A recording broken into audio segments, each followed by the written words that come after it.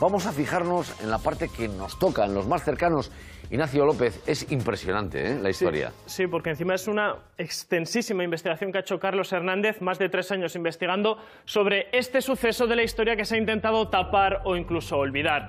Lo que obtenemos es este mapa general del Estado español, más de 296 campos de concentración donde pasaron más de 700.000 a 1 millón de españoles republicanos. Una extensa red que en la Comunidad Autónoma Vasca y Navarra cuenta con 13 campos de concentración donde se recluyó, se torturó, se adoctrinó o directamente se fusiló a miles de españoles.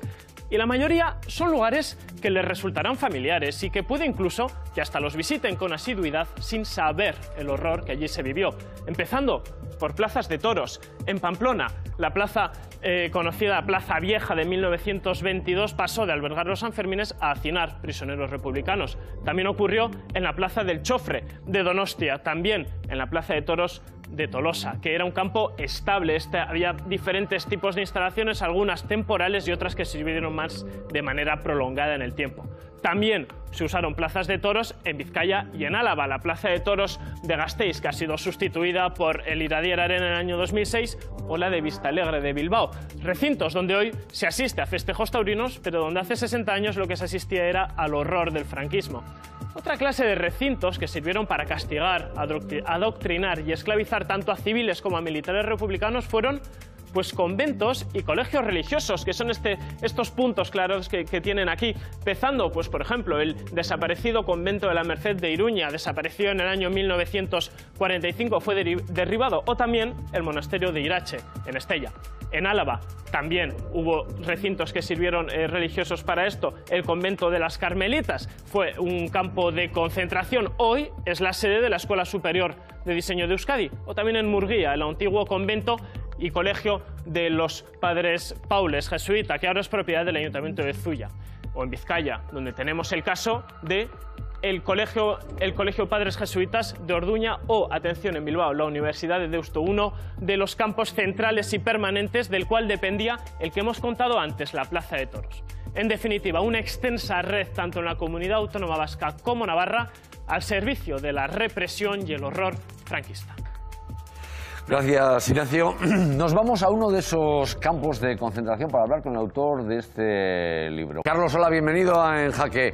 Oye, me ha llamado mucho la atención que, claro, siempre nos fijamos en las cifras, en los grandes campos, en los estables, pero tú dices, ojo, porque hay campos muy pequeños donde sucedieron cosas gravísimas y que por su dimensión me ha costado igual más encontrarlo, ¿no? Es así, es que hasta en el campo más pequeño, una vez que se ha investigado, pues nos encontramos con sorpresas. Fíjate que en este caso no os voy a hablar de uno de Euskadi, pero os voy a hablar de uno muy significativo, que era en un pequeño pueblo de Badajoz, en Casas de Don Pedro, que es un campo que duró muy poco tiempo, que se ha podido documentar que en solo 48 horas asesinaron a 100 prisioneros de guerra, es decir, violando toda la legislación internacional. Fueron crímenes de guerra, además, todo lo que se hizo en estos campos, con lo cual yo insisto mucho en que por muy poco tiempo que algunos de los campos duraran, por muy pequeños que algunos parecieran, hay que investigarlo uno a uno, porque en todos al final nos encontramos horrores, en fin, terroríficos, escalofriantes. Carlos, para montar una red tan amplia hace falta una estructura, digamos, de Estado muy concienzuda para decir, este es el plan exactamente que tenemos. ¿Quién fue el autor de esta idea macabra?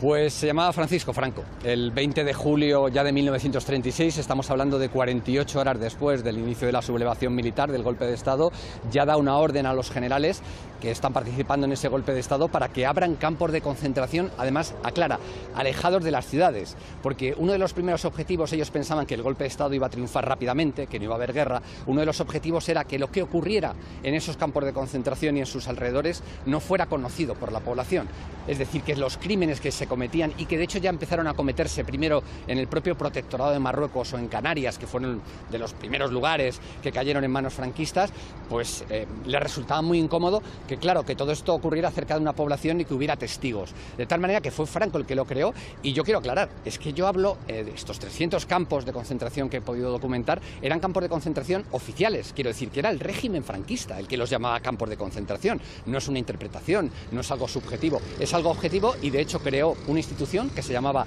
la Inspección de Campos de Concentración de Prisioneros, que empezó a funcionar a partir de julio de 1937, un año después de empezar la guerra y cuando ya había campos funcionando, y esa inspección es la que intentó centralizar todos estos recintos y también los batallones de trabajo forzados, que es otra de las ramas muy importantes del sistema concentracionario franquista.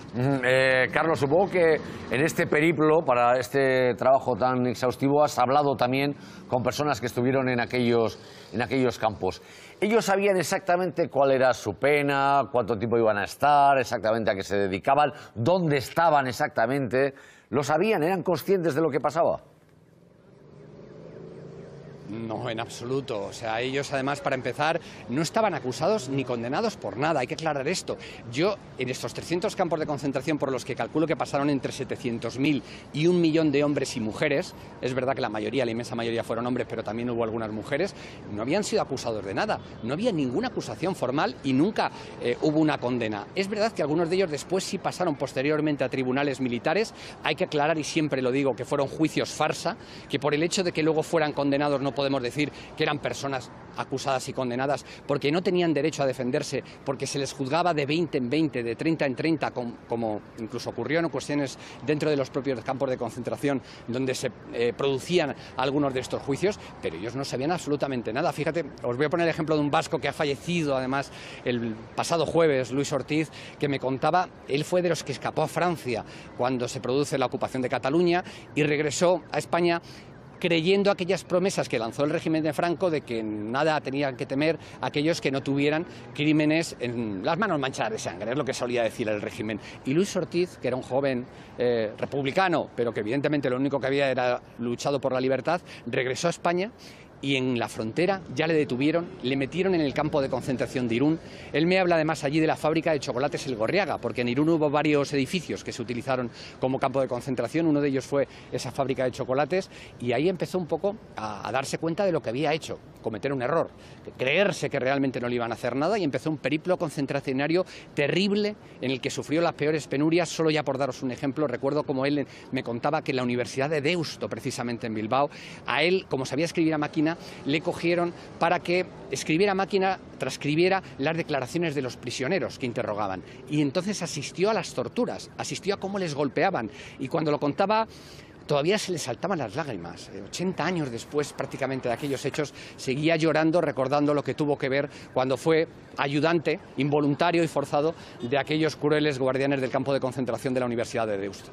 Luis Ortiz Alfao, que murió la semana pasada con 102 años, bueno, pues memoria viva desde luego de ese horror. Oye, la última, ¿cómo explicas tú que haya estado tanto tiempo silenciado esta realidad que afectó además a tantos miles y miles de personas? Porque es una cuestión, ya sabemos que España tiene un problema de memoria histórica, pero de esta magnitud me ha parecido impresionante. Desde luego, hay que reseñar, y ahí me gusta hacerlo, que mi trabajo yo creo que es una obra coral. Yo he utilizado información y he hablado con investigadores vascos, bueno, y hay referentes para mí, como Joseba Eguiguren, que hizo una magnífica monografía sobre uno de los campos de concentración de Euskadi, o historiadores como Ascensión Badiola. Sin embargo, lo que yo creo que faltaba era darle un perfil nacional a todo esto y sobre todo una gran difusión, era lo que faltaba. El que la gente sepa que eran campos de concentración, que es verdad que no había cámaras de gas, pero que allí la gente moría, pasaba hambre, eran torturados de todas las maneras posibles que nos podamos imaginar, y que eso no le quitaba ni un ápice de crueldad. Es obvio que si se intentó borrar este capítulo de la historia, yo creo, Xavier, es sobre todo porque de alguna manera vinculaba el franquismo con el nazismo, que es lo que Franco, dentro de que intentó borrar todos sus crímenes, que fueron todos horribles, era lo que, digamos, le resultaba más difícil justificar. Primero, la hermandad que tuvo con aquel régimen. Hubo una época que España era filonazi, que era aliada del nazismo. De hecho, Franco ganó la guerra por la ayuda de Hitler, incluso hubo agentes nazis que participaron en el golpe de Estado, como se ha podido documentar. Bueno, todo aquello resultó muy incómodo a partir de 1945, cuando Hitler pierde la guerra, y lo intentó borrar. Y es verdad que los campos de concentración, esa asociación mental que hacemos inmediatamente con Auschwitz, pues también, digamos, que resultaba especialmente incómoda. Se podía intentar justificar lo injustificable, que eran los asesinatos en las cárceles, las ejecuciones, utilizar el garrote vil hasta 1974, como se utilizó, pero resultaba un poquito más complicado justificar la existencia de campos de concentración y aquella España nazi que tuvimos que sufrir en aquellos años de la dictadura. Los campos de concentración de Franco, Hemos saludado a su autor, a Carlos Hernández. Enhorabuena, un trabajo espectacular que recomiendo a los espectadores. Un abrazo muy fuerte. Gracias, Carlos. Un abrazo, muchas gracias a vosotros.